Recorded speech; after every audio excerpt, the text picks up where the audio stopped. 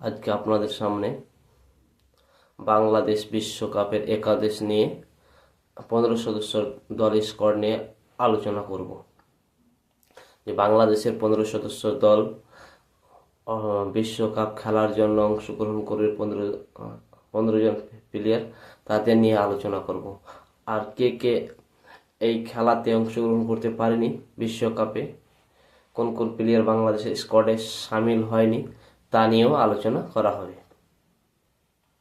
প্রথমে Liton Kumar Das, captain, wicket keeping batsman.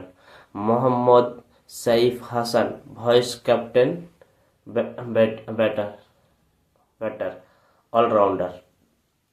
Tanzid Hasan, batting. Parvez হুমান Parvez Hasan Emon, opening batter. Towhid Hridoy, top order batter.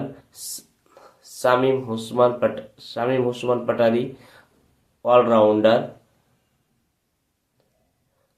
কাজী Nurul Hasan, wicket keeping batter.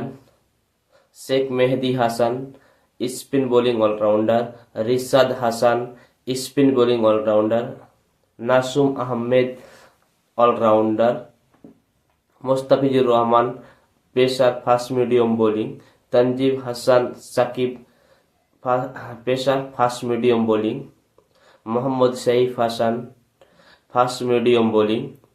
Sharifuddin Islam, fast medium bowling. বাংলাদেশের এই ছিল 15 সদস্যের স্কোয়াড। আরেকবার আপনাদের সামনে বলে দিচ্ছি তাদের নাম: লিটন কুমার দাস, মোহাম্মদ সাইফ হাসান, তানজিম হাসান, পারভেজ হোসেন ইমন, তৌহিদ হৃদয়, শামীম হোসেন, কাজী নুরুল ইসলাম, শেখ মেহেদী, রিশাদ হোসেন, নাসুম আহমেদ, মোস্তাফিজুর রহমান, তানজিম হোসেন সাকিব, মোহাম্মদ শরীফুল ইসলাম। এই ছিল বাংলাদেশের 15 সদস্যের স্কোয়াড। 15 সদস্যের স্কোয়াড থেকে সাকিবুল হাসানের নাম বাদ গেছে, মুশতাকুর রহিমের নাম বাদ গেছে। দুইজন বাংলাদেশের সুপারস্টার ক্রিকেটার, তাদের নাম বাদ পড়েছে স্কোয়াডে হিস্সা থেকে। তাদেরকে বিভিন্ন কারণ দেখে, পারফরমেন্সের কারণ দেখে তাদেরকে বাদ দেওয়া হয়েছে। আপনাদের সাথে আরেকটি ভিডিও নিয়ে বাংলাদেশ ক্রিকেটের যে স্কোয়াড হয়েছে তা নিয়ে আলোচনা করব পরবর্তী ভিডিওতে।